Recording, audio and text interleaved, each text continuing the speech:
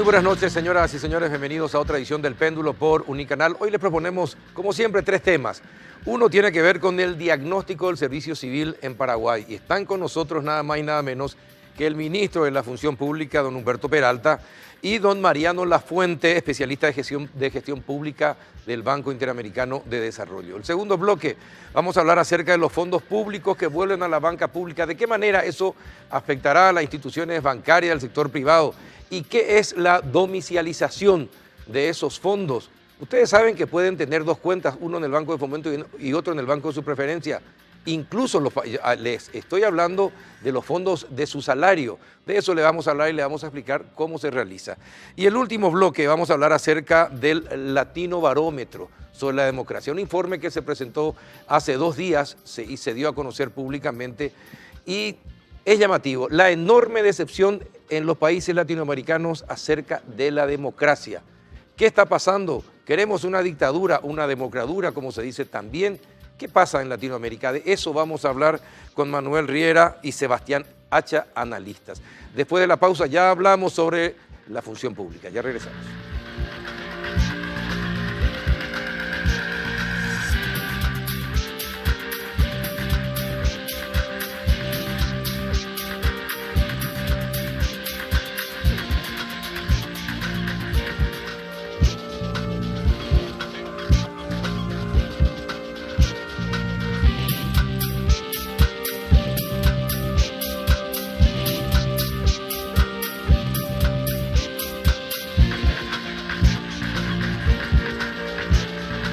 ¿Qué tal, ministro Humberto Peralta? ¿Cómo anda?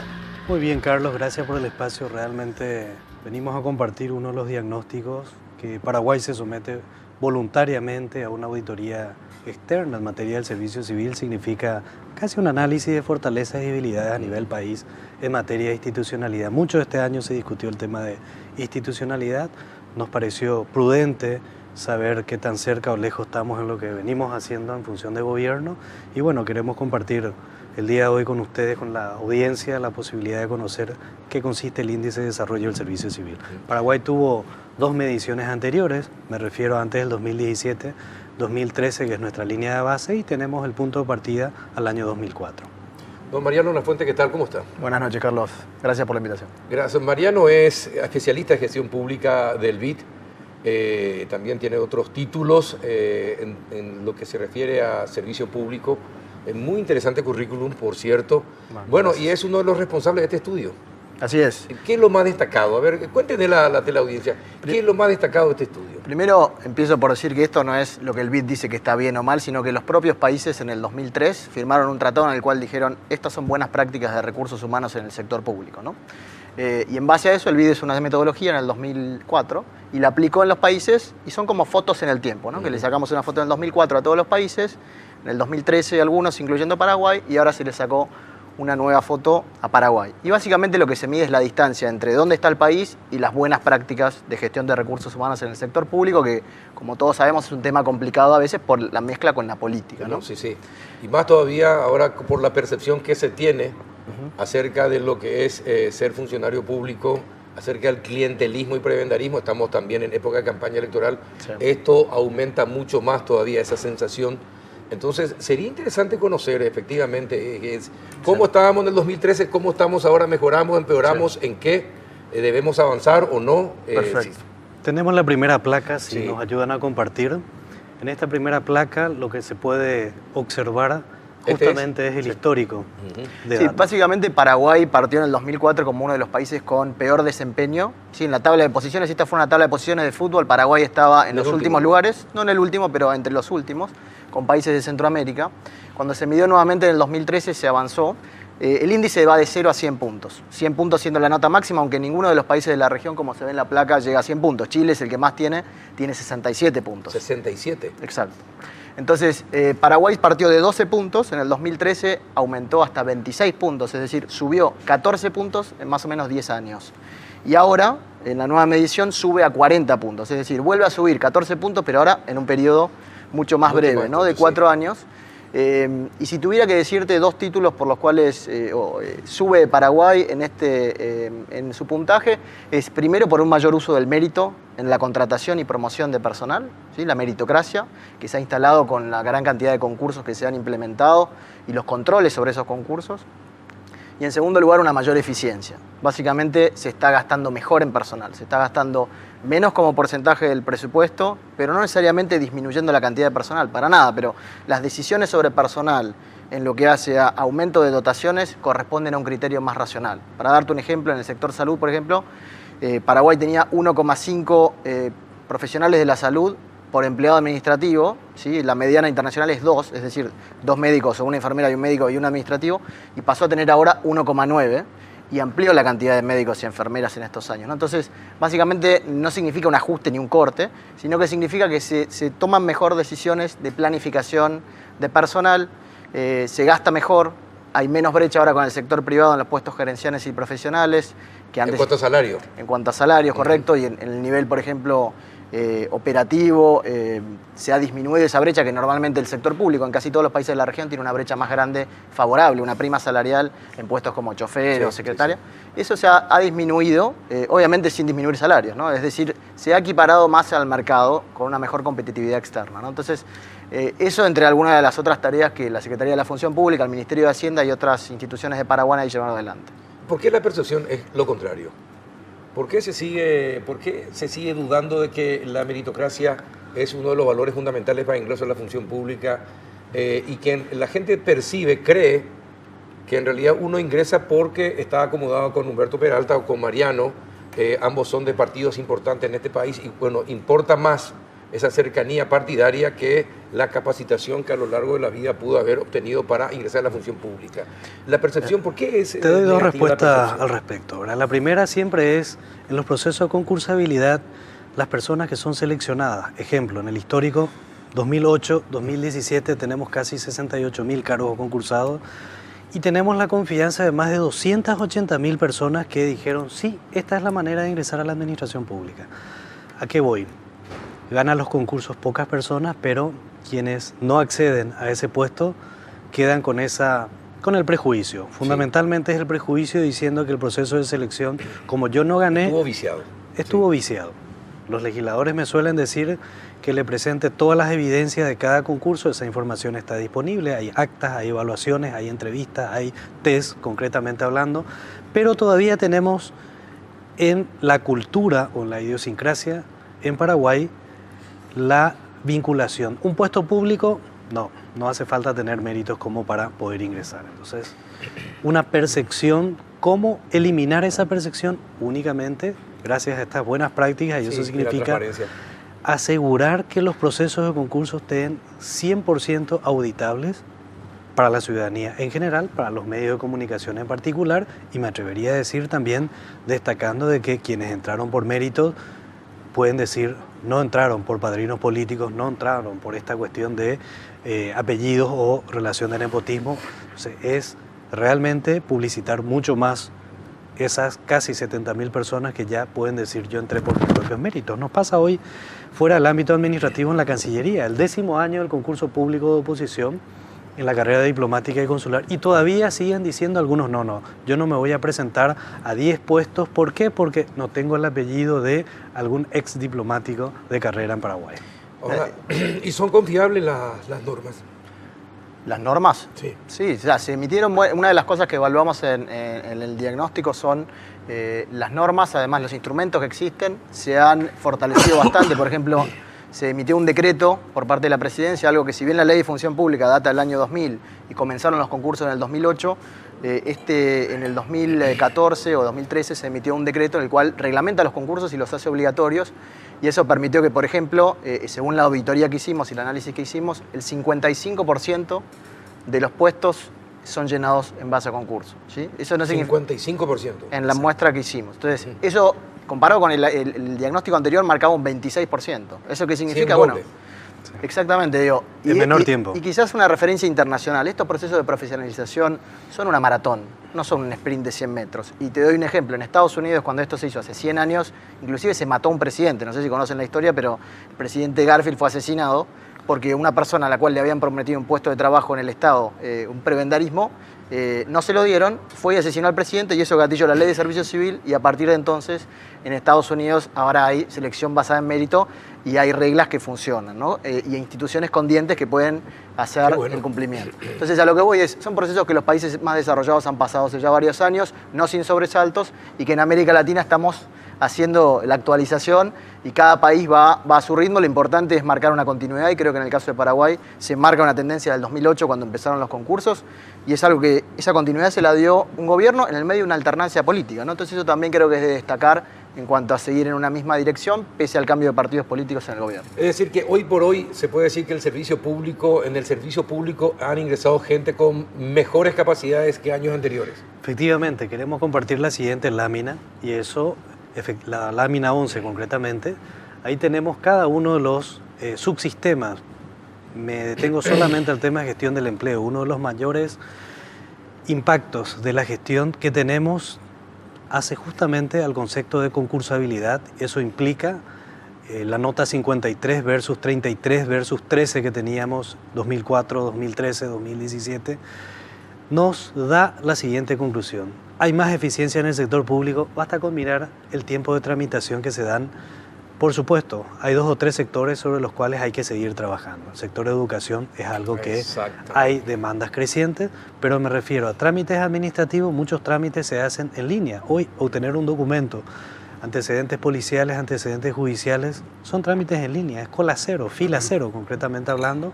Y por supuesto, si hablamos de instalar más meritocracia, estamos formalizando la administración pública. Ahora, y dígame, ministro, este estudio revela qué institución ha mejorado sustancialmente respecto de otra, por ejemplo. ¿Hay un ranking de ministerios o instituciones del Estado que están mejor posicionadas en cuanto al servicio público se refiere?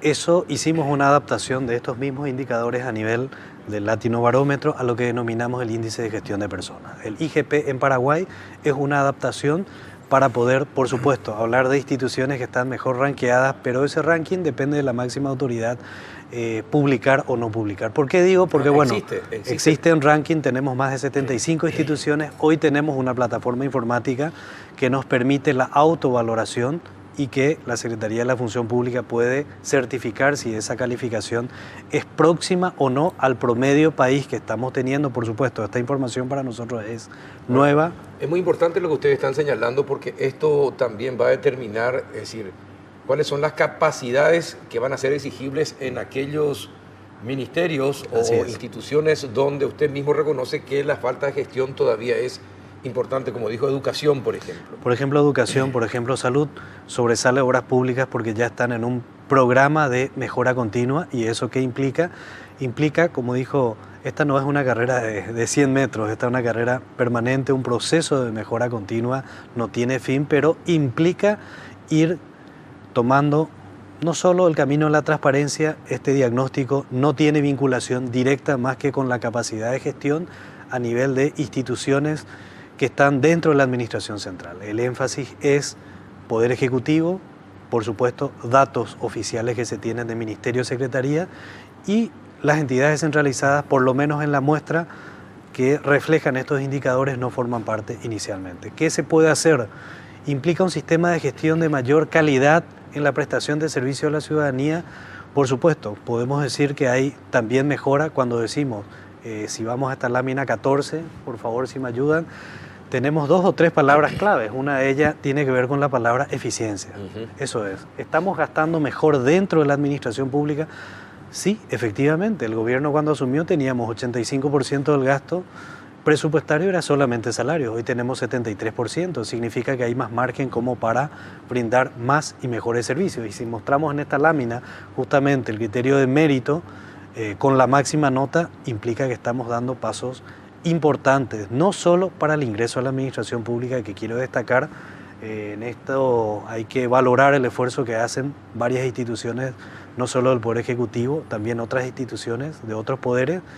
¿En qué sentido? No aplicar la recategorización salarial, es decir, ya no sirve tener un amigo legislador o senador para que mi línea presupuestaria, mi sueldo, se duplique o se triplique. ¿Por qué? Porque ahora hay código de concurso también para ir promocionándose Ahora, por pero, criterios ministro, meritocráticos. Convengamos algo, la denuncia que aparece en los diarios no dice eso que usted está diciendo, ¿verdad? Bueno, esos Es son decir, casos aislados como la están Municipalidad de casos Asunción. aislados, están los familiares, parejas, cónyuges, amantes, amigos, amigas, en las instituciones del Estado, con nombre y apellido sacan los diarios el nombre de familiares, de gente allegada al poder en el Parlamento, en otras instituciones, lo del caso del fiscal general del Estado, por ejemplo, o lo que pasa en la Municipalidad de Asunción, por ejemplo, y la Junta Municipal, donde la Junta Municipal es otra municipalidad, y donde cada consejero municipal dispone de más de 50 funcionarios a su cargo.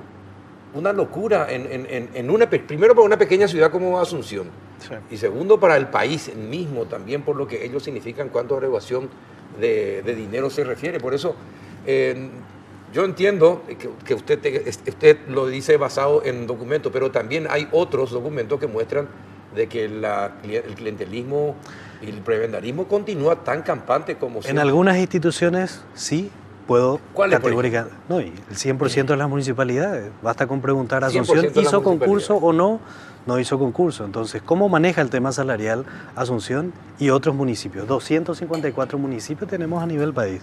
Entonces, ¿cómo están en materia de evaluación del desempeño? Cero evaluación del desempeño. Entonces, estamos evidentemente ante situaciones que estás mencionando, pudiera darse en instituciones, fundamentalmente aquellas que están fuera del marco de la ley de la función pública, porque estas son reglas que aplicamos dentro del Poder Ejecutivo y, por supuesto, los otros poderes del Estado no están exactamente en la misma línea. Tenemos acciones de inconstitucionalidad o acuerdos y sentencias de la propia Corte Suprema que vamos a respetar, pero creemos que estamos creando un Estado dentro de otro Estado. Ejemplo, ¿quién controla al funcionario Consejo de la Superintendencia Corte? exclusivamente Del Poder Judicial, del Poder digo, Judicial. porque ellos tienen su propio presupuesto.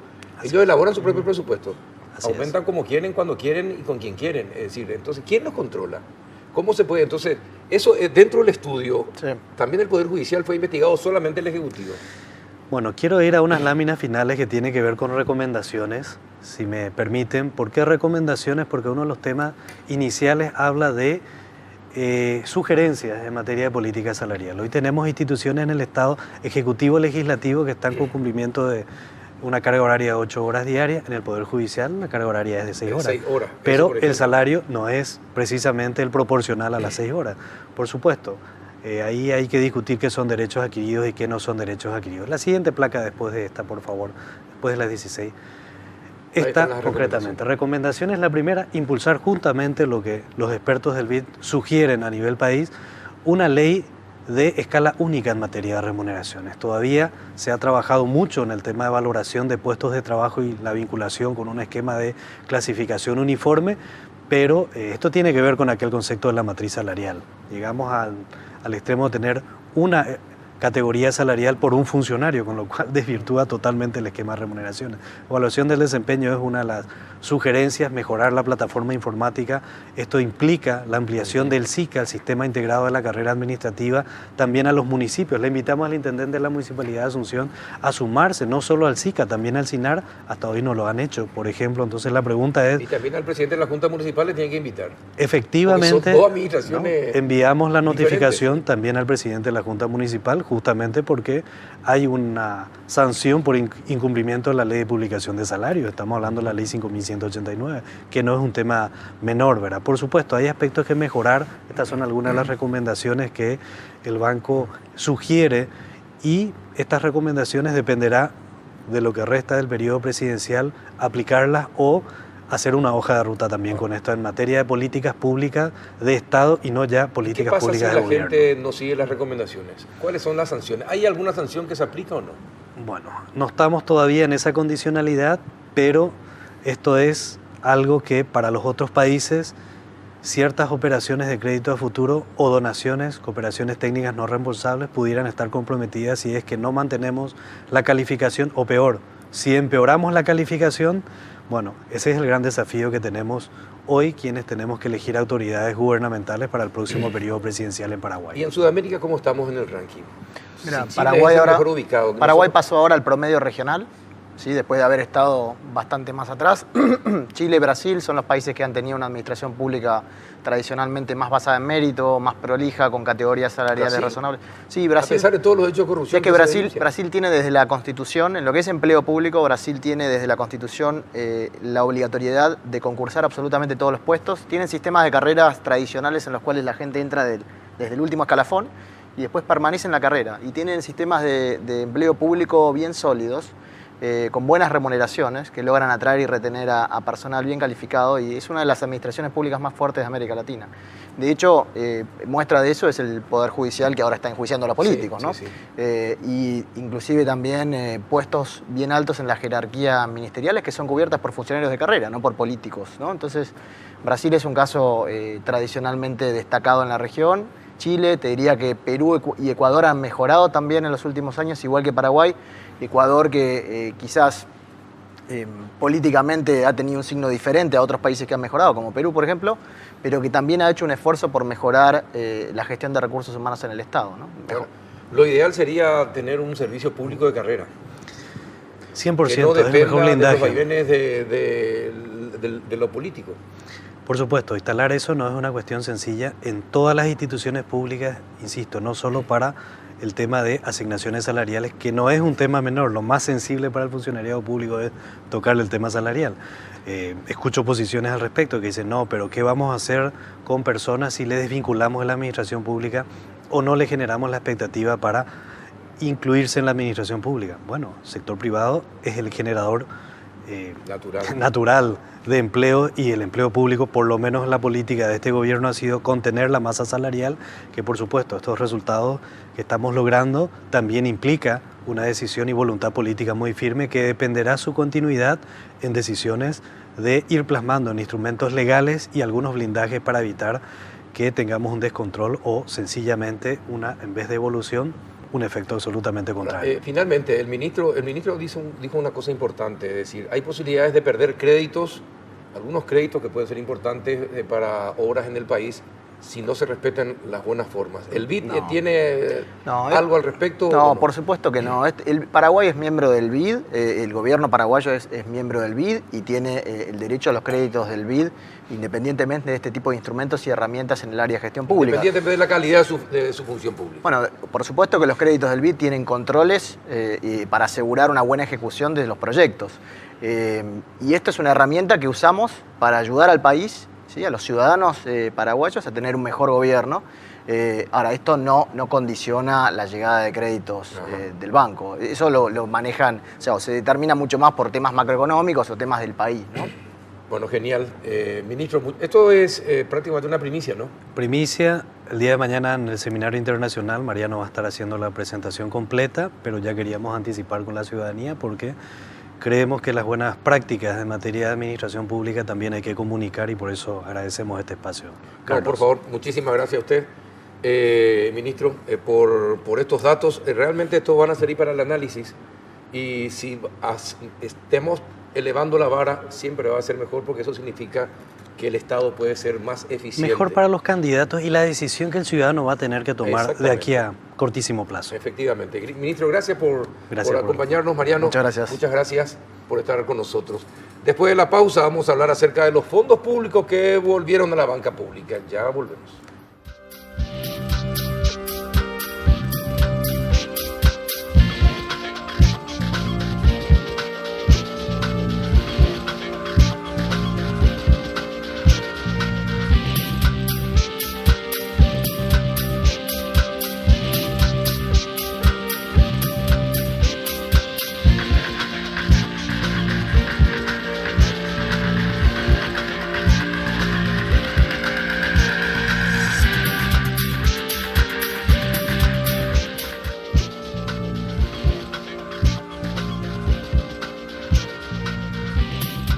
¿Qué tal, don José Brites? ¿Cómo anda? Bien, Carlos, muchas gracias por la invitación y un saludo a toda la audiencia. Don César Barreto, ¿qué tal? Buenas noches, ¿cómo está? Buenas noches, un placer estar contigo hoy. Bueno, cuéntenos, ustedes que son de la banca privada, ¿se siente la transferencia de los fondos que tenían, de los fondos públicos, sienten la transferencia al Banco Nacional de Fomento? ¿Les impacta o no a los bancos privados? Bueno, obviamente que impacta porque son fondos que están a disposición de los bancos privados y que obviamente hay que transferirlo al Banco de Fomento en este caso. Hay un impacto, pero finalmente se fue haciendo de una forma más programada, más gradual. El Ministerio de Hacienda reglamentó la ley dando tiempo para que se pueda hacer de una forma ordenada y finalmente cuando se hacen las cosas de forma ordenada el impacto es, por más que existe, pero es manejable y no genera ningún tipo de dificultades mayores, digamos, ¿no? Claro, hay que recordar que eso fue una reacción del Parlamento por el tema de las tarjetas y compañía que reaccionaron contra los bancos privados de esa manera. Quisieron hacerles daño sacándole los fondos públicos que tenían. ¿A ustedes en Itaú les afectó? No, como dijo César, yo creo que es tal cual, o sea, la verdad que fue un proceso bastante ordenado. También los entes públicos lo hicieron de manera muy responsable, tienen que mirar también ellos lo que es rentabilidad, por lo tanto fueron migrando de a poco. No hay hoy un efecto, lógicamente el mercado también está muy líquido, entonces un impacto para los bancos en términos de necesidad de captar a tasa más alta para reponer ese pasivo, la verdad que no se dio. Está claro que las tasas siguen bajando en el pasivo justamente por el exceso de liquidez, ¿verdad? Miren ustedes, a pesar de todo exceso de liquidez en el sistema financiero. Sí. Sí, el pasa es que venimos de 2 años donde el crédito estuvo prácticamente estancado. Los depósitos siguieron creciendo, entonces al fin y al cabo los bancos tuvieron más entradas de depósitos que salidas por el lado del otorgamiento de créditos, ¿verdad? Entonces el balance de liquidez fue más bien positivo antes que negativo, incluso después de la transferencia de los fondos al Banco de Fomento, ¿verdad? Ahora, obviamente que una transferencia de fondos de la banca privada hacia la banca pública, finalmente en el mediano y largo plazo algún impacto va a ir teniendo seguramente porque esa liquidez que existía en manos de los bancos privados de una u otra manera terminaba siempre en manos de las empresas o de las personas a través del financiamiento que se le otorgaba. ¿Eso significa aumento de las tasas de interés, de créditos?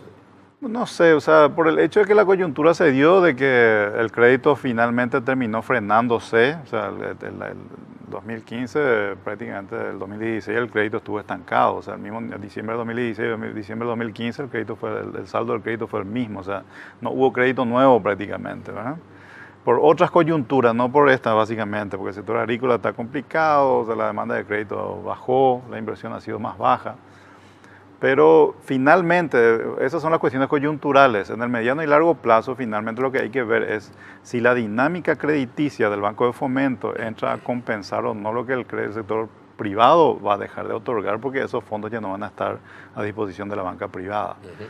Eso lo vamos a ver en los próximos años, ¿verdad? Yo creo difícil que un banco pueda reemplazar, por más público que sea, pueda reemplazar la actividad de 7, 8 o 10 bancos, ¿verdad? Ahora, y fundamentalmente esos fondos, ¿eran destinados al campo?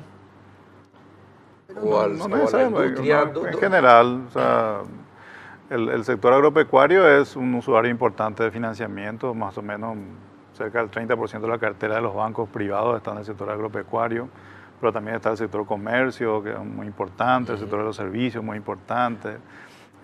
Las personas mismas, las personas son grandes tomadoras de financiamiento también, o sea, las pymes son grandes tomadoras de financiamiento, o sea, al fin y al cabo le impacta a todos los sectores. El sector agropecuario es importante, sí, pero no es el único. O sea, Ahora, este proceso de domicilialización de esos fondos, ¿eso puede atenuar un poquitito ese impacto de transferencia de los fondos? Porque hay mucha gente que se casa con un banco, que tiene su preferencia por un banco y tiene hoy la posibilidad de optar por tener su salario en el Banco Nacional de Fomento o transferirlo al banco de su preferencia. Entonces, ¿eso podría atenuar un poquitito? ¿Ustedes qué creen? Creo que son fondos diferentes, ¿verdad? Hoy definitivamente los fondos que van a venir de la domiciliación de los salarios, evidentemente ayuda a oxigenar el financiamiento también, ¿verdad? Los valores son totalmente diferentes a lo que manejan los entes públicos, por lo tanto no tiene el mismo efecto de lo que tendría una salida del 100% del fondo público y de los fondos públicos de los bancos privados a la banca pública. Ahora, esta domiciliación sí es un paso importantísimo para la persona física porque es un derecho con lo cual él va a poder decidir con qué institución financiera trabajar de acuerdo a las ofertas de productos que le dé y a la mejor atención que tenga, ¿verdad? Yo creo que eso es un gran paso que da y que el Banco Central creo que reglamentó una norma que va en beneficio de la persona física. Acá el que va a terminar ganando va a ser la persona física, siempre y cuando él tenga la posibilidad de elegir libremente el banco con cuál operar. Esto es de cualquier banco a cualquier banco y del sector público y del sector privado, ¿no? Sí. Sí, es así? un sistema abierto. O sea, al fin y al Se cabo, acá aplica a todo tipo de trabajador. Todo tipo remunerado. puede Ya, tipo transferir, remunerado. si es un pago de salario, un pago de remuneración, sea Sí. público, sea privado, se aplica a todos. Ahora, aquí el punto importante creo que hay que tomar en consideración es que los más impactados en el corto plazo son los funcionarios públicos, ¿verdad? Ojalá que los funcionarios públicos tengan un mejor servicio después de estos cambios que se están implementando, ¿verdad? Yo creo que el cambio es importante. Cerca de 100.000 funcionarios públicos que estaban recibiendo sus salarios en el sector privado ahora van a pasar al Banco de Fomento y ojalá que el cambio sea para mejor para ellos. La domiciliación es una forma de tratar de mitigar de que finalmente, si ellos prefieren quedarse en el banco con quienes estaban trabajando en el sector privado porque la atienden mejor o el servicio que recibe es mejor, pueden transferir sus fondos nuevamente allí. Pero desde mi punto de vista, lo que va... Finalmente, yo creo que el mejor sistema es que cada funcionario decida dónde quiere recibir su sueldo. Recibir su salario. Eso es lo más democrático, lo más competitivo. Finalmente los bancos, sea el Banco de Fomento o cualquier otro banco privado, le tienen que ofrecer condiciones de servicios y de precios que sean lo mejor ¿Y posible. cuáles son los trámites que hay que seguir para eso? No, básicamente ahí son dos momentos importantes que la persona puede elegir para domiciliar. Uno puede ser en el mismo momento de la entrega, lo que nosotros los bancos le llamamos el kit de pago de salarios. En ese contrato que ellos están firmando, por lo cual se adhieren para cobrar la remuneración a través del banco público, en este caso, ellos pueden optar ahí por domiciliar. Hay una cláusula específica en donde completa su número de cuenta y el banco. Ese es un primer momento. Y el segundo momento es cuando él decide en un momento posterior, va a una agencia y ahí también hay un formulario específico para domiciliar el salario. Cuando hacemos la domiciliación siempre hay que pensar que tiene que ir al banco donde él recibe el salario. Esa es la operativa y no al banco donde él quiere recibir el salario. O sea, en este caso tiene que ir al banco público y domiciliar directamente ahí. Y eso tiene que ser, y la transferencia se tiene que hacer en un plazo de 24 horas hábiles posterior al crédito que haya recibido por parte de la empresa en el banco que paga. ¿Esto puede ser lo mismo para un banco privado o otro privado? Totalmente. También. Es la misma, Es la misma. es el mismo trámite. Es el mismo trámite. El mismo El trámite. mismísimo. No cambia nada. La reglamentación es una sola para todas las instituciones financieras, tanto privadas como públicas. Y bueno, y en los primeros días, sí, ¿cuáles son las ventajas de eso? A ver si le explican a la gente que está observando el programa, ¿cuáles son las ventajas? De la domiciliación. Sí, exactamente. La ventaja de la domiciliación es que él opta por la mejor oferta de valor que tengan de la banca, del banco que ellos quieran operar. O sea, el cliente acá tiene la posibilidad de elegir con qué banco operar. Pero en las base a la tarjetas son oferta. gratis. La tarjeta de débito del Banco de Fomento Eso y es la... un tema importante, Carlos, que la vez pasada te comentaba. Las tarjetas de débito de la cuenta del pago de remuneración son gratis y normalmente las tarjetas de débito de los bancos privados también son gratis. Son parte del producto que es la cuenta corriente o la caja de ahorro que él reciba, ¿verdad? Por lo tanto, de vuelta, es un gran paso para la persona física. Como decía César, democráticamente él va a elegir la mejor opción que tenga. Lógicamente los bancos vamos a hacer el mejor esfuerzo para tratar de mantenerlos dentro de la cartera de clientes y con todos los productos activos. Nosotros, y como Banco Itaú, lógicamente vamos a estar de cerca en este proceso, porque lo que queremos evitar es que en el momento que suceda el primer pago de nómina en la nueva institución, el cliente tenga algún tipo de estrés, que no reciba los fondos, y ahí tenemos que estar muy cerca para asesorarle definitivamente. Ahora, esto también va a desatar una fuerte competencia entre todos los, tanto sector, bancos del sector público como del sector privado. Es decir, el que ofrece mejores servicios, ese finalmente va a ser el que se quede con el cliente, por decirlo así. Que es lo bueno para los funcionarios, ¿verdad? Yo creo Claro. que los funcionarios se van a beneficiar de mejores condiciones, de mejores servicios, más competencia. La competencia siempre es buena, nos hace mejorar a todos, ¿verdad? Y finalmente quien recibe los beneficios de la competencia son, en este caso, los clientes, los funcionarios públicos o privados, digamos. Todo esto fue reglamentado por el BCP. La domiciliación fue reglamentada por el BCP, es la resolución número 4 del 4 de mayo. Parte, lógicamente, la ley del presupuesto general de gasto de la Nación, en donde está en el artículo, creo que es el 219, donde menciona lo que es el traspaso de los salarios del sector público al banco público. A partir de ahí sale esta reglamentación, pero que va en beneficio de todos. Esto es totalmente abierto ya para funcionarios públicos y privados. ¿Y la migración cómo es? ¿Se está haciendo un proceso de migración o ya se completó? La migración está más bien en manos del Banco de Fomento, creo que lo están haciendo de manera gradual, algunas instituciones ya empezaron, pero seguramente en los próximos días van a entrar todas las instituciones allí. Ahora, lo que hemos hecho los bancos privados es dar todo el apoyo que haga falta para que esta migración sea lo más fácil y lo más sencillo y que el funcionario no se vea afectado negativamente. Eso es lo que yo creo que hay que cuidar, porque si la gente tiene dificultades para recibir su salario, ese va a ser un problema. O sea, a cualquiera de nosotros que de repente no podamos cobrar nuestro salario por un problema operativo de este tipo sería realmente catastrófico, ¿verdad? Sí. Ojalá que salga todo bien y que la gente no sienta este tipo de cambios en su día a día, ¿verdad? Ahora, si el proceso de migración se está dando, ¿hay algún porcentaje? ¿Ustedes ya pueden hablar de algún porcentaje de gente que... Domicilió. Sí, domicilió. Carlos, esa información creo, no sé César, creo que básicamente los bancos no vamos a tener, porque como el primer pago es que va a definir dónde se domicilió y si qué porcentaje se domicilió. Esa información hoy no la tenemos disponible, pero sí hay una gran expectativa de los clientes que hoy están operando con los bancos privados de mantener la relación con los bancos con los cuales están operando, en base ya a la calidad de servicio, el conocimiento, a los productos que tiene disponible, ¿verdad? Entonces creemos que puede ser un éxito la domiciliación, pero tenemos que esperar al momento del crédito en la cuenta. Antes no es posible saber definitivamente. Porque la gestión en este caso del funcionario es con el Banco de Fomento. Entonces el Banco de Fomento es el que conoce quiénes solicitaron domiciliación, claro, y quiénes no. Los bancos privados van a ver solamente de que hay transferencia en las cuentas de sus clientes en los próximos días seguramente de aquellos que hayan solicitado la domiciliación, ¿verdad? Lo vamos a ir viendo. Acá, de vuelta, repito, lo importante es que la gente pueda recibir sus salarios en tiempo, en forma y sin mayores dificultades. Eso es lo que tenemos que cuidar todos, ¿verdad? Sí, pero sí, es cierto que eso debe ser lo principal, pero me imagino que habrá también un grupo importante que quiera seguir con los bancos privados. Si ya Estoy seguro. Si tienen esa opción, me imagino, pero todavía no se puede hablar de cuánta es la gente que los bancos privados podrían retener, por decirlo así, ¿no? No tener, o sea, por lo menos yo creo que ese dato no vamos a tener hasta el momento del pago. Sí hay mucha expectativa y este proceso de domiciliación no termina en noviembre. Es un proceso que va a seguir porque lógicamente los propios clientes en busca de una mejor propuesta van a ir conociendo bancos. Un tema que para mí es sumamente importante que los clientes sepan es que ellos tienen beneficios en esa cuenta de remuneración que ya vienen con la reglamentación, ¿verdad?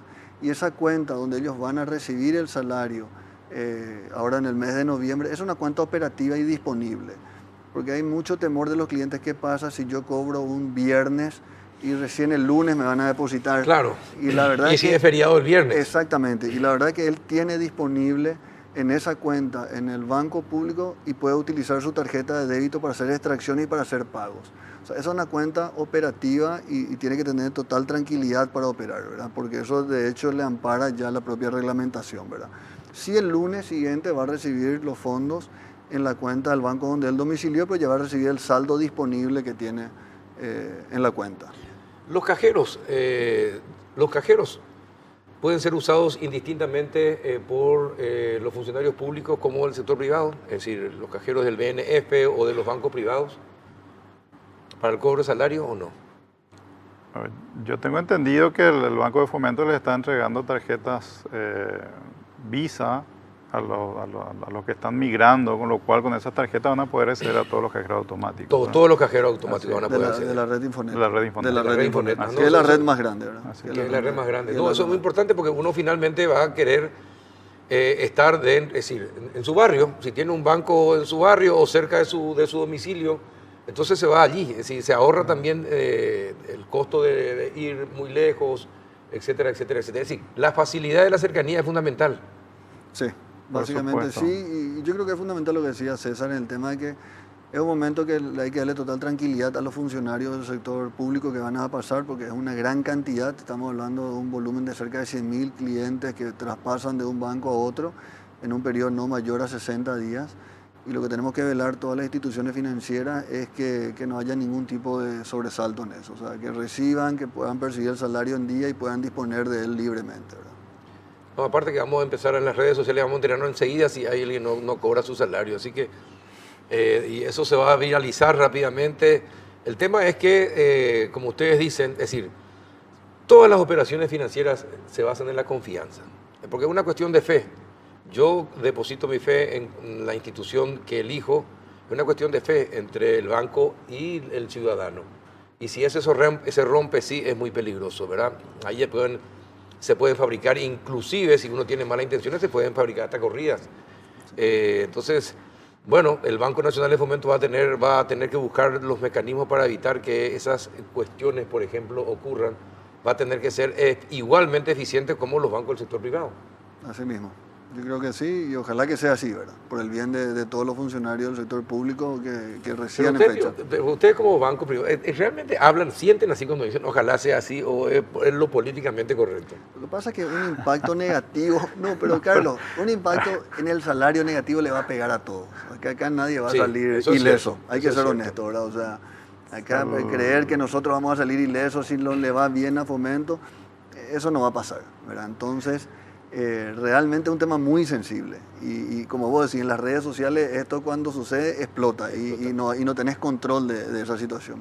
Entonces tenemos que ser muy responsables en el manejo del salario de las personas. O sea, nosotros somos asalariados y nos gusta que realmente la plata no esté disponible el día que tenga que estar disponible, ¿verdad? De hecho, Carlos, si alguna dificultad hay, nosotros vamos a poner todo el apoyo que haga falta al sector privado para que la cosa pueda funcionar bien. O sea, el pase no podemos jugar con la gente. No, no ¿verdad? se puede, Es un no se tema debe. demasiado serio, ¿verdad? Ahora, esta decisión no ha sido una decisión obviamente de los bancos, ¿verdad? Esto fue una decisión básicamente política del Congreso, también del Poder Ejecutivo, porque el proyecto de presupuesto que fue para el 2018 ya mantuvo esas cláusulas que estaban en la ley de presupuesto anterior, con lo cual nosotros entendemos que ya es una decisión del gobierno como un todo, ¿verdad? Y lo respetamos como tal. O sea, nosotros creemos que es una decisión que no es la adecuada. Nosotros hubiéramos preferido que haya competencia, los monopolios nunca son buenos, ¿verdad? Nosotros queremos que cada funcionario pueda elegir el banco con quien quiere trabajar. Eso es lo correcto, es como funciona en Chile, como funciona en otros países, ¿verdad? Y que los bancos nos peleemos, no importa si es público, privado, semipúblico, extranjero, local, no importa quién sea, pero nos peleemos brindándole las mejores condiciones, los mejores servicios para que los funcionarios estén con nosotros, ¿verdad? Eso es lo correcto, ¿verdad? Pero bueno, es una decisión tomada y dada la decisión, nosotros apoyamos 100% para que esto salga bien y que los funcionarios no se vean afectados. Ahora, esta alternativa de la día a día, ¿verdad? domicilialización me parece una buena alternativa para que ocurra Es eso. un paliativo. Es un paliativo. Es un paliativo. Hay un proceso complejo en el medio que ojalá que funcione bien. ¿Cuál Todavía es no- ese proceso complejo? Y de que el Banco de Fomento tiene que transferir los fondos como les piden los funcionarios. tiempo y forma, en claro. tiempo y No, forma, facilitar los formularios Sí. y lógicamente que los fondos lleguen a la cuenta en el momento que tenga que llegar, ¿verdad? El tema de la domiciliación no es un tema puro de Paraguay, en los mercados, en los países de la región también existe hay. lo mismo, ¿verdad? Entonces, y funciona bastante bien. Lo que habría que ver más adelante, a ver cómo funciona este primer mes y eventualmente sentarse en una mesa de trabajo si es que no funcionó muy bien y aceitar, porque acá estamos hablando de la gente, o sea, todo el salario de la gente y lo que tenemos que tener es disponible y sobre todo considerando que estamos hablando de fin de año y hay mayor sensibilidad. Exacto, ¿verdad? efectivamente. Bueno, genial es el tema, me encanta el tema, espero que la gente haya entendido, va a tener posibilidades de mantener o transferir sus salarios a las cuentas que normalmente tenían los bancos privados o mantenerlo en el Banco Nacional de Fomento si así, si así lo quisieran, ¿verdad? Van a tener la posibilidad de tener 2 tarjetas de débito para retirar sus salarios, pueden hacer la transferencia, dejar una parte, es decir, se puede jugar, incluso uno de los bancos se puede usar como ahorro, ¿verdad? Y no gastarla todo, es decir, hay muchas cuestiones que detrás de esto, si se utiliza bien el sistema, puede ser beneficioso. Y lo dejamos acá, los últimos 4 minutos quiero hablar con ustedes, el presupuesto. El presupuesto general de gasto del 2018, con todo esto que está ocurriendo, esto que quiere la ANDE, lo que consiguieron los docentes, ¿qué te parece? Bueno, el presupuesto, esperemos que salga lo mejor posible. Vos sabés cuál es mi opinión, así que vamos a ver qué aprueba el Congreso, Carlos. O sea, estamos en un periodo electoral y cualquier cosa puede salir. Por lo menos los números que uno está viendo no son tan extremos como en años anteriores, ¿verdad? Pero también los márgenes presupuestarios que hay ahora son muchísimo más pequeños de lo que había hace 5 años atrás, ¿verdad? Hay que tener más cuidado ahora. Lo único que yo digo es que cualquiera sea el partido político que esté en el Congreso hoy, puede ser gobierno dentro de un año. Y si hacen algo negativo hoy, los que van a administrar ese algo negativo van a ser ellos dentro de un año. No hay más margen para hacer estas cosas. Entonces, esperemos que tengan alguna racionalidad, por lo menos pensando que pueden ser gobierno, ¿verdad? Exacto. Mire, le cuento a la audiencia que ya muchos han de saberlo, pero hoy el Ministerio de Hacienda emitió un comunicado señalando, advirtiendo, el Ministerio de Hacienda advierte esto, que cualquier aumento adicional a los docentes implicará el desplazamiento de otras áreas sociales. Y dice, la propuesta de la mejora salarial a favor del sector de los docentes dependientes del Ministerio de Educación y Ciencias en el marco del proceso gradual de implementación del salario básico profesional docente ha sido realizado bajo una proyección realista de financiamiento y representará un importante sacrificio financiero en pos de la educación. El costo del aumento salarial para los docentes previsto en forma gradual a partir del 2018 hasta el 2021. ¿Saben ustedes cuánto le va a reportar al Estado? Aproximadamente 522 millones de dólares adicionales en 4 años. Sacrificio fiscal que será financiado con los recursos provenientes de los impuestos. Fuente 10. Con esta propuesta el salario actual de los maestros se incrementará en 83% en ese periodo. Sí, o sea, gradualmente es más manejable, por más que de mi punto de vista es un aumento muy significativo. Muy significativo, ¿no? Especialmente si se lo hiciera de una forma tal que ese aumento va para maestros que lo merezcan, porque se han capacitado, porque son buenos maestros, uno está bien, yo creo que es correcto. Costo-beneficio. Costo-beneficio. Costo-beneficio. Pero en la práctica no estoy tan seguro que eso vaya a ocurrir. No, ustedes saben que hay sindicatos que están señalándole a sus afiliados que no se sometan a las pruebas de evaluación del Ministerio de Educación. Porque para un sector importante de los docentes es una penalización el hecho de capacitarse. Ese es el concepto. Bueno, empezamos mal porque si nuestros maestros tienen esos conceptos, es para preocuparse, Carlos. Totalmente. Y lo peor de todo es que los que propugnan son también candidatos a ocupar cargos, ya sea en sus juntas departamentales, ya sea en el Congreso. Y si ese es el pensamiento, ¿qué vamos a hacer con nuestro presupuesto en los próximos años? En realidad es para que la gente tenga en cuenta estos detalles a la hora de ir a votar. Y ojalá que tengan en cuenta. O sea que la educación, yo lo que veo que la gente no evalúa muy bien este tema de la calidad de la educación, no le cuesta un poco entender. Uno lo entiende cuando se va a otros países y empieza a ver personas como uno de otros países, las diferencias que hay en el enfoque que tienen de los temas, nomás ahí se nota la diferencia en la calidad, ¿verdad? Es una pena, pero nosotros no nos damos cuenta porque vivimos en nuestro mundo aquí interno, ¿verdad? Que somos más o menos todos lo mismo, ¿verdad? Venimos de la misma educación todos, ¿verdad?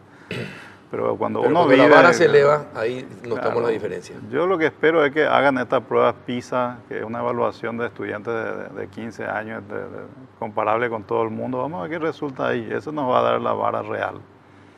Don César, muchísimas gracias por venir. Un placer. José, muchas gracias también Gracias, Carlos. por explicar todo esto. Es muy importante para que la gente se sienta más tranquila en ese proceso de migración de los fondos de sus salarios al Banco Nacional de Fomento. Perfecto. Cualquier cosa quedamos a las órdenes para aclarar si surgen dudas, así que estamos disponibles, creo que todos los bancos para dar esos soportes. En los mismos bancos ustedes también se brinda la información, ¿verdad? Totalmente. Totalmente. Estamos Todo el súper- apoyo, estamos con todo el apoyo. Perfecto. Muy bien. César Barreto significó algo.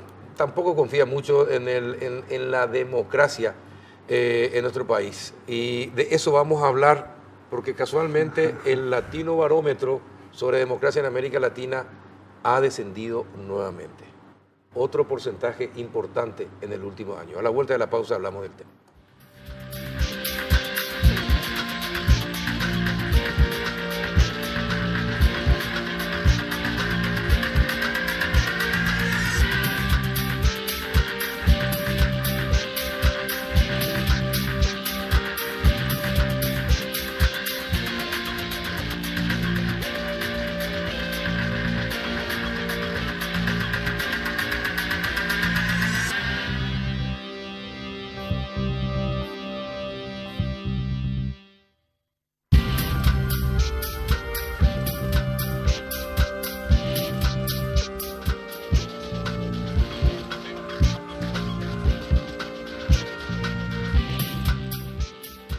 ¿Qué tal, doctor Sebastián Hacha? ¿Cómo anda? Carlos, un placer estar contigo, con el Gracias por doctor venir. Riera y con toda la audiencia. Estamos con el doctor Manuel Riera, hijo también acá, es la misma cara de los Riera. ¿Qué tal, doctor? ¿Cómo estás? Bien, Carlos, gracias por la invitación. Sebastián, ¿qué tal? ¿Cómo estás? Gracias por venir. Bueno, esta semana se dio a conocer el informe del Latino Barómetro y otra vez cae el porcentaje de gente que prefiere la democracia a otro sistema de gobierno en su país. Otra vez se deprecia la calidad de la democracia en este último informe. ¿A qué se debe? ¿Qué creen ustedes que hay detrás de eso?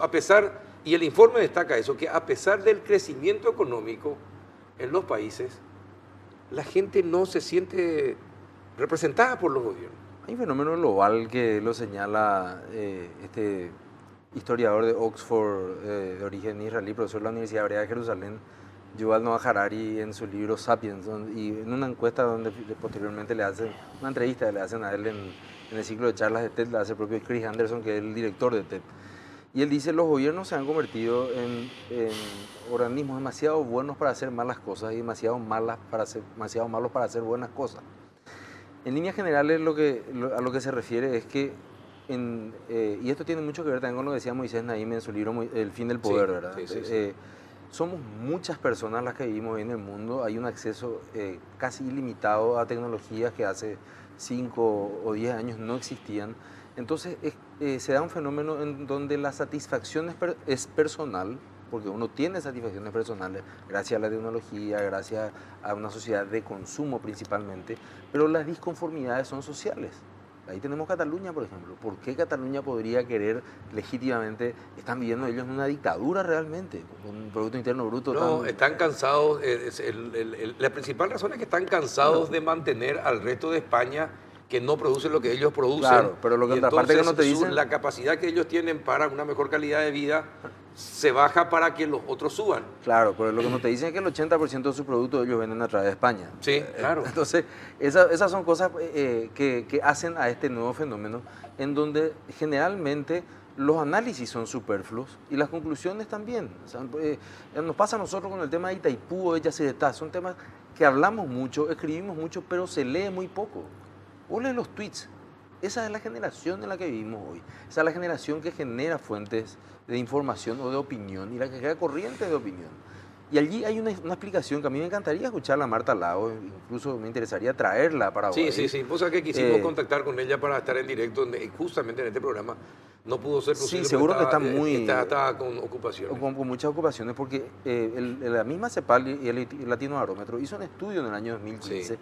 1995, año 2015, la confianza en América Latina. No estamos hablando de la confianza en los políticos, la confianza interpersonal. ¿Qué es lo que descubrió, qué es lo que reveló ese estudio? Que 8 de cada 10 latinoamericanos no confiamos en el otro. Entonces, lógicamente, América Latina se El plantea... 80% no confía en el No otro. confía en el otro. Entonces, si no confío yo en mi vecino, es mucho más difícil que confíe en el diputado a quien voté y que encima se fue a votar algo que a mí no me gustaba.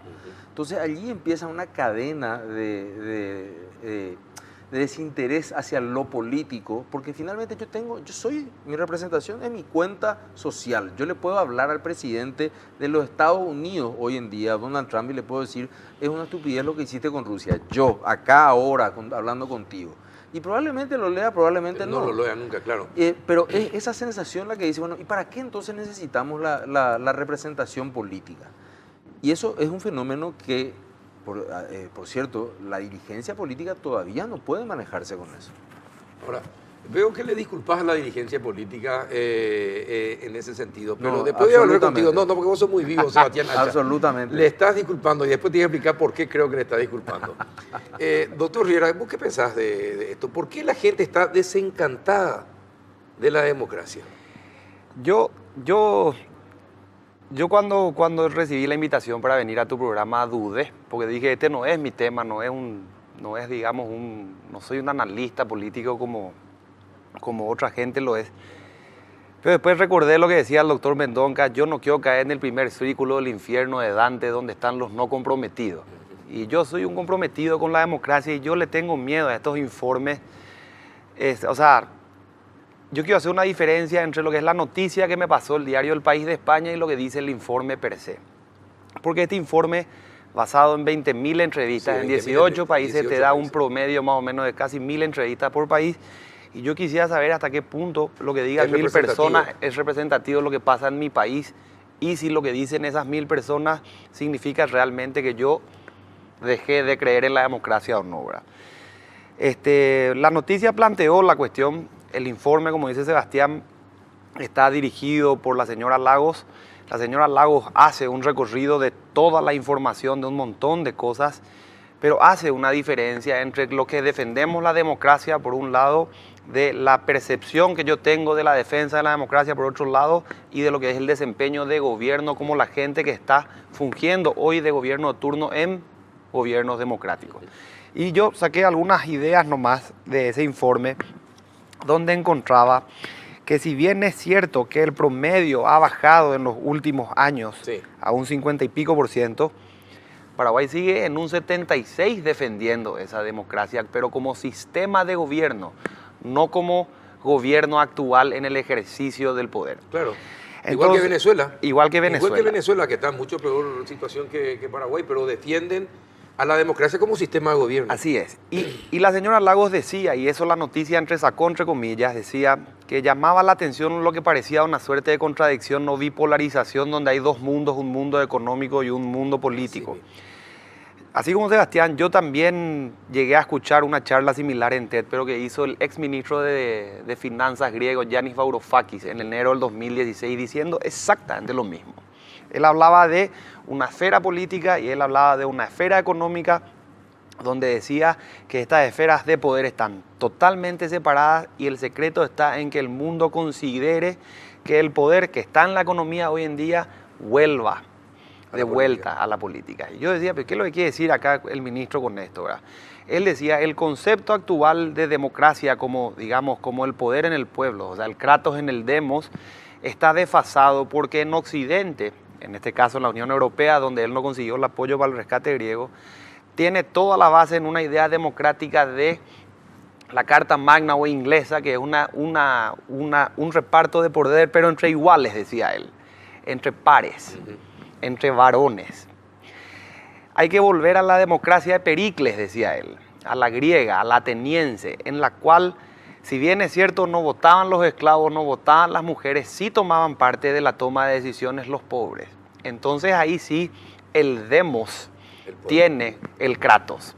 No importa que vos no tengas dinero, no importa que vos no tengas afán multimillonario en ingresos, en empresas, en esto, lo otro, lo mismo, tu opinión vale tanto como la del millonario y dice vos te quedás o vos te vas. Eso es real hoy en día en un ejemplo común y corriente. La otra vez le preguntaban a Santiago Peña, ¿cómo financias tu campaña? Y con su peculio decía él, yo no puedo financiarme una campaña para competir con Santiago Peña en este momento. realmente te digo, mi problema es flujo de caja, es leche, es 1 kilo de queso para la semana. O sea, yo no puedo hacer una campaña política de la envergadura que tiene hoy. Cualquiera, pero cualquiera de los candidatos políticos actuales, porque no tengo la plata.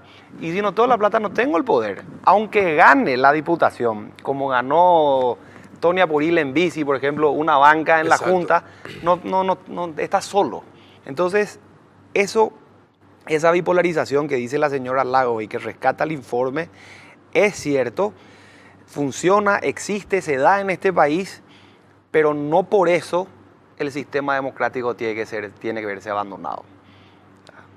Esa es mi opinión. Un político, y ese es pobre, un político pobre, un pobre político, decía Carlos Jan González, que fue ministro de Carlos Salinas de Gortari en México. En México. Y eso sigue siendo el gran problema que nosotros tenemos también en América Latina, es que separamos las esferas de poder de los intereses y hacemos como si fuera que la política tiene que ser un lugar en donde no exista ningún tipo de interés. Entonces uno escucha discursos que son absolutamente utópicos. Yo vengo solamente porque la gente me interesa. Y eso es falso, o sea... Te está mintiendo o sea, como... hacerle pasar a Pinocho, ese tipo como porque te está Pinocho. mintiendo. Ah, Entonces, sí. Totalmente. o si no, me acuerdo, sí, en las discusiones en la Cámara era simpático, porque decía, aquí esta cuestión es meramente política, te decía. Más vale, ¿verdad? Estamos en la Cámara de Diputados, más vale que sea político. Es decir, finalmente creo que ahí vivimos una democracia churchilliana. O sea, la democracia es mala, pero no hay nada mejor que ella. O sea, dígame qué es mejor. La meritocracia china. No, pero el tema es por qué la gente tiene esa sensación. Es decir, yo creo sabemos que las cosas son así como decía Sebastián, ¿verdad? Pero ¿por qué la gente tiene?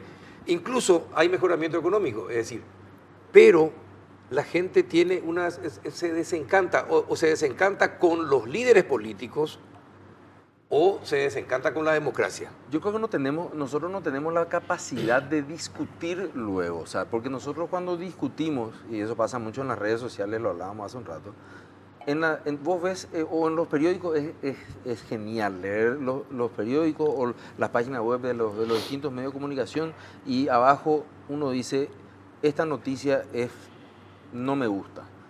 El que chocó era un pobre diablo. El tercero ya le dice, vos lo que sos el pobre diablo. El cuarto le dice, Erequininan de Colorado Tabirón. El otro ya le dice, en realidad tu mamá es la culpable. Sí. Y vos vas para el 10º se olvidaron de la noticia. Nosotros no tenemos una cultura de discusión en el sentido de tratar de debatir para aprender del otro, sino queremos ganar la discusión. Queremos imponer. Queremos imponer. Bueno, hoy se vio un acontecimiento lamentable en el este, que es casi como un símbolo de eso. O sea, tenemos que recurrir a la violencia, tienen que haber ediles elegidos por el pueblo, garroteados por la policía para darnos cuenta de que en realidad algo no está funcionando en nuestro sistema. Y allí yo también creo que hay una cuestión que tiene que ver con ese bienestar individual. Si yo te hablo de Jeff Bezos, el creador de Amazon, de Mark Zuckerberg, el creador de Facebook, Elon Musk, el de Tesla y el de SpaceX, Steve Jobs, ya conocemos Apple, Travis Kalanick, el creador de Uber, son estos 7 tipos, cambiaron más el mundo en los 10 años que los presidentes del G8. Entonces, vos decís, los estados están en su concepción, en su formación, y en lo que estaba hablando en el primer bloque, en su servicio público, desfasado para los intereses del ciudadano. Así mismo. Entonces es mucho más fácil recurrir al Twitter y quejarme a la radio, donde interactúo con el periodista que está al aire, o a la televisión, o le llamo al diario para que venga a sacar una foto, que hablar con mi representante, porque mi representante tiene que hacer un largo recorrido institucional para solucionar mi problema. Así es. Y yo estoy en la sociedad de los 148 caracteres. Ahora quiero la solución. Y no soy consciente de que hay 2 dimensiones, dice Harari, que no van a cambiar eso. No, perdón, esta es una charla que le hicieron a este tipo que hizo el libro Start With Why, no recuerdo el nombre ahora, Simon Sinek. Él dice, en esta dopamina que te genera el like que te dan a vos en tu foto que subiste, es la misma que te genera jugar juegos de azar o fumar. Sí. Entonces yo quiero inmediatamente, hay gente jóvenes que te dicen, no me hallo en mi trabajo. Sí. ¿En serio hace cuánto estás trabajando? 3 meses. Porque, papito, ¿por qué no esperaron unos 6 meses más? Sí. No, porque tiene que ser rápido y tiene que ser ahora. Coincido. Y nuestras instituciones no están preparadas para eso. Coincido. Hay que modificarla, sí, hay que modificarla. Vamos a llegar seguramente algún día al voto por internet y muy probablemente. Y allí sí el player ahí que decimos que por Facebook y más cuestiones, sí le va a empezar a importar más a quienes toman decisiones en la esfera política. ¿Qué iba a decir, doctor? Que coincido con Sebastián y a mí yo leí como te digo, Carlos, leí este asunto y yo tengo muy discutido este tema porque nosotros, no solamente por los espacios que de repente nos das vos, o nos da Sebastián, o nos da un colegio de abogados, o de repente una entidad que quiere oír circunstancialmente lo que pensamos, hay que llevar este tema a los asados, hay que llevar este tema al cumpleaños, hay que llevar este tema al día a día, al tereré, porque a la larga nosotros como paraguayos vamos a enfrentar dentro de, creo yo, 1 año y pico más, un ambiente mucho más caldeado de reformas constitucionales que para mi gusto se avecinan en el 2019 con el gobierno que entre, independientemente de cuál sea. Y el paraguayo tiene la certidumbre, no sé en qué arraigada, de que el cambio, digamos, proviene de la modificación de todo ese tipo de normativas y eso no es así. Nosotros no necesitamos una constitución nueva, nosotros tenemos que empezar a cumplir la que tenemos. Nosotros no necesitamos, como dice Sebastián, solamente quejarnos en el Twitter, nosotros tenemos que salir del Twitter y hacer ese compromiso cívico que decía el doctor Mendonca. O sea, yo tengo que salir de la cena tranquila De la zona de confort. o del lomito o del sueño que puedo tener ahora a las 11 de la noche y venir a hablar de estas cosas contigo para que de repente alguien me oiga. Yo creo que todo esto que dice el informe, sí, está bien, está basado en unos estudios importantes, son promedios, son digamos, representativo en mayor o menor medida, pero nosotros tenemos que salir con algún tipo de solución de este tipo de charlas. O sea, el que me está oyendo ahora tiene que saber que el escándalo más grande en la región, ya que hablamos de Latinoamérica, a nivel de corrupción en política, por ejemplo, está desatado ahora en Brasil con la investigación de Lava Jato, y el monstruo en esa película se llama Sergio Moro. Y Sergio Moro es un juez que hoy tiene 45 años nomás. Cuando se investiga esto en el 2014 tenía 42 y la investigación de toda la parte oscura de ese negociado desde el 97 cuando él tenía 25. Si Sergio Moro a los 25 años era un tipo que ya jugaba con fuego, iba a estar quemado en el informe o no iba a ser el juez que iba a estar metiendo tanta gente presa como está ocurriendo en el Brasil. Ahora, te doy la otra cara de esa misma moneda. Si Lula no se va preso antes de las elecciones, vuelve a ser presidente de Brasil. Sí. Entonces, ¿cuál es la valoración ética de los encuestados? También habría de preguntarse. ¿Por qué la gente está desencantada con la democracia, pero no le interesan este tipo de escándalos políticos de corrupción? Y hay gente inteligente, probadamente inteligente, que ha escrito libros y que dice, no, en realidad esta es una conspiración. Este es el hecho, el escándalo más grande de la historia de las democracias, lo que está ocurriendo en el Brasil hoy en día.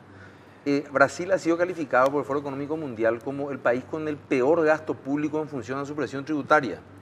Es decir, ellos tienen una presión tributaria está por arriba del 41% y su gasto público es pésimo. Entonces, lógicamente, ¿cómo uno puede explicar que la persona, pero te dicen, no, lo que pasa es que sacó 20 millones de personas de la pobreza? Sí. Entonces yo me digo, sacarle a una persona de la pobreza es realmente otorgarle dignidad como para que pueda entender que podían haber sido 40 si no se robaban todo lo que se robaban, 40 millones de personas. Y allí volvemos al estudio del 2015, por eso hice mención al empezar. No confiamos en el otro. Si yo ya salí, es la cultura del naufragio, yo ya me salvé. Sálvese quien pueda.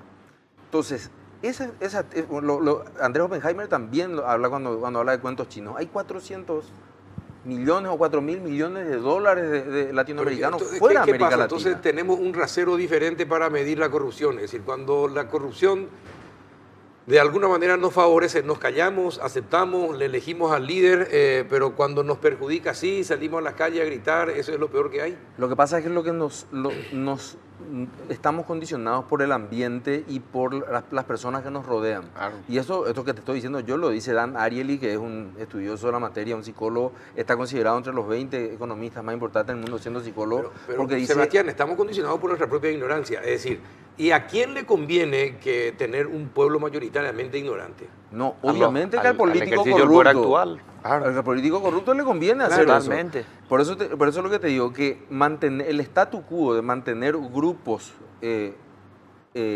ignorantes o grupos que se comporten dentro de una conducta corrupta, se autorreferencian. La gran pregunta que yo me hago, sencillamente, que yo hasta hoy no puedo responderme, es cómo nosotros, aquí en Asunción, somos una de las ciudades con seguridad más sucias del continente. Y a 70 kilómetros vive gente con nuestro mismo ADN que viven en Atirá, que son la ciudad más limpia del Paraguay, la cuarta más limpia del mundo y la séptima más sana del mundo. ¿Cómo puede ocurrir ese cambio en 70 kilómetros? Yo creo que debería ser un caso de estudio ¿Qué es? antropológico. Yo tengo una respuesta a eso. A ver, ¿cuál es la respuesta? El primero que se levantó a las 6 de la mañana a caminar por la calle a tirar y a levantar la basura es el intendente de esa ciudad. Y si falla la cabeza, falla el resto del organismo. Y si no anda la cabeza, no anda el organismo. Pero si anda el resto. ¿Quién de ustedes le dice al que tiró la basura, viejo, levantana, ¿Cómo se hace? esta ciudad es tanto Sí. mío como tuya? Ay, Nadie. De delicado y te No, digo, no, no. claro. Sí. Y sí, Lo pero, mínimo es mejorar toda tu... pero eso, de eso se supone, o sea, Ay, con D, ¿no? a eso se supone salir del estado de confort. Yo estoy contento si nadie me putea. Bueno, y Pero esa es la- esa yo es tengo la- que la teoría enfrentar de la- pues con el que ensucia. Esa es la economía de la voluntad. No, o sea, no, nuestro usted- cerebro yo vi ahorra... un hecho y aplaudí, ¿verdad? Pero fui testigo de un hecho. Brasil y 25 de mayo. Por Brasil, bajando hacia Mariscal López. Una camioneta de la Gran 7 abre la ventanilla, tira lo que tenía en la mano de cáscaras de mandarina. Un capo. De mandarina, ¿verdad? Tax, tira a la calle. Se baja del auto que está al lado, se baja una criatura No te puedo. y agarra y recoge. Yo estaba mirando, estaba un poco más atrás, ¿verdad? Recoge todo, arranca el auto y le dice, y sigue. Yo creí que ahí terminaba todo. Llegamos a Mariscal López, otra vez semáforo rojo. ¿Qué hace el Mita ahí? Se baja, Le devuelve. él se baja con la cáscara de mandarina, le toca el vidrio al señor, el señor, no sé quién era, abre y le tira adentro. Y se va al auto. Vuelve al auto de manejado por... Espectacular, una criatura dando un ejemplo Cívico. de lo que es ser ciudadano. Bueno, Así mismo. ese niño salió de su zona de confort.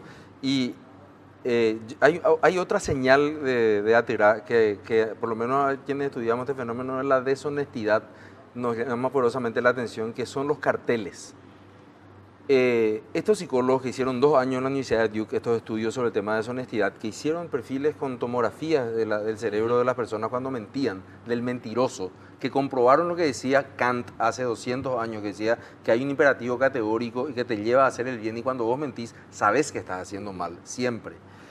Ellos dicen, cuando yo le voy a tomar a un grupo un examen que deja un código de honor, le filman después, y les hablo de cualquier güey perdido antes del examen, me copia la mitad de la clase. Pero si le hablo los 10 mandamientos, copia solamente el 10%.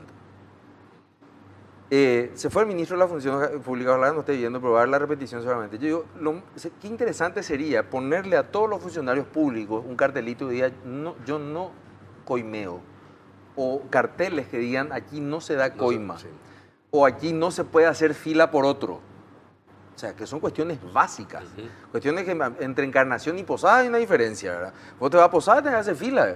Te cruzás Encarnación, los perros se amontonan todo como si fuera un yo-apá. Así ¿verdad? mismo. Entonces, yo creo que necesitamos nosotros hablar de estos temas, confrontar ese latinobarómetro, traerla a Marta al lado, sentarle, creo yo, a los líderes de los partidos políticos y preguntarle qué están haciendo hoy los partidos políticos para generar una cultura como la de ese niño. Porque a ese niño tenés que animarle todo Sí, el día. todos los Así es. días. A ese niño tenés que ir a darle un premio. Así Al es. juez Moro hay que darle un premio Nobel después de esto. Así es. Así como también le dieron a Santos por la paz en Colombia, que puede ser discutida o no, pero fue un gesto que De lo- que tiene que hacer reconocimiento una a ese persona esfuerzo. con bastante coraje, ¿verdad? Entonces, Sí. ¿cómo? ¿Qué quiso Santos? La convocatoria de paz que hizo Santos para Con el tema de la terminar FARC. con un conflicto, ¿verdad? Por más que ahora Uribe le está dando con un caño y todo el despelote que se está armando, él logró una paz.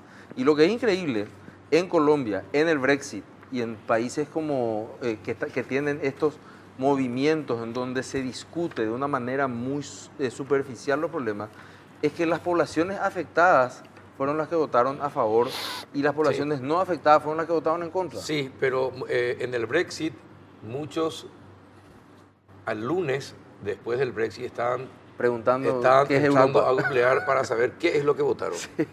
Y son las zonas rurales. Entonces- Las zonas rurales en Inglaterra. Y allí hay también un psicólogo inglés que dice, ¿qué hicimos los que estamos beneficiados de la globalización?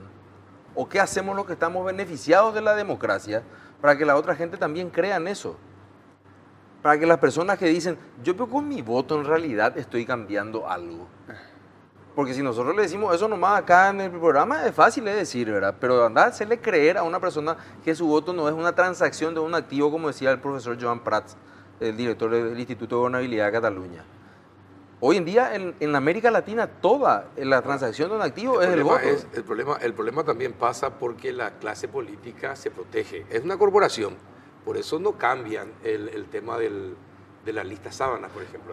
Fíjate lo que pasó, Carlos. Encontrar Todavía- una partida de gente que está vinculada directamente con la corrupción o imputada y está en los primeros lugares de las listas de los partidos. Vos sabés que el jueves pasado se dio una de, Mirá. de las transformaciones más extraordinarias por sanción ficta de nuestro código electoral. Se aprobó la ley que dispone la guarda de los boletines de voto por 6 meses. Ah, sí, para... Eso es No un tirás. golpe, No, claro, no porque tirás. antes vos agarrabas y rompías ahí. Principio de prueba por escrito. Simplemente lo que estaba en el acta ya era lo... Entonces vos ¿Qué tenés iba a que- decir, doctor? Espera un Sí, ratito, porque... te iba a decir, Carlos, la otra vez leyendo o sea, yo confío en la juventud, 100%. Sí, o sea, yo soy luego joven, ¿verdad? Yo confío en la juventud al full.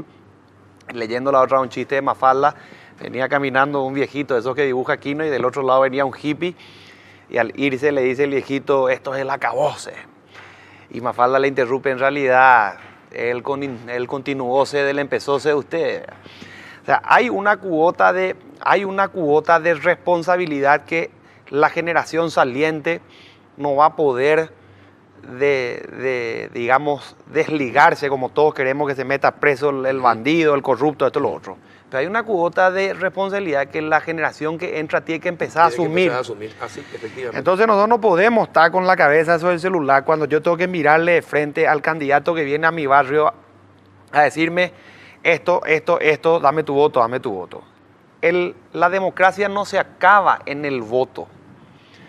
La democracia como sistema de gobierno te da en el sufragio una manera de elegir la persona, pero después hay un montón de reglas que permiten y explican cómo se debe ejercer el poder que le diste a esa persona cuando le votaste. Por ende, para no irnos a la legislación que podrá ser mucha, la Constitución nomás, por esencia, la Constitución es un candado al poder, porque es un órgano, o sea, un papel, es un documento que mezcla un sistema de gobierno con un sistema de Estado, que es el republicano, o sea, es jurídico y político a la vez. Claro. Y está pensado, Se pone no los es límites. para mí Sí. que me da los derechos nomás, sino que es para vos que estás apoderado porque te voté, tus limitaciones también. Y si mi derecho es comer, hay en el otro lado la obligación de alguien de alimentarme. Esa ida y venida, esa doble avenida que es la que siempre dice papá, hay que mirar. Porque nosotros somos una máquina de exigir derechos, pero cuando nos vienen los deberes, Sí, así. el ciudadano le da un Así. poquitito la espalda a la cuestión y nadie levanta la mandarina como ese mitad ¿verdad? Bueno, Samuel perfecto. Skolnick. Eh, Samuel Skolnick. lo último, Tucumano, cortito, porque ya nos vamos. Samuel Skolnick, tucumano, murió en el año 2006. Dijo, cuando habló del populismo de Néstor Kirchner, fue el primero que habló en Argentina de eso. Dijo, desde Perón, no lo digo yo que no son como mío, los amigos peronistas. Samuel Skolnick dijo, desde Perón el ciudadano argentino cree que es solamente sujeto de derechos y de ninguna obligación. Una obligación.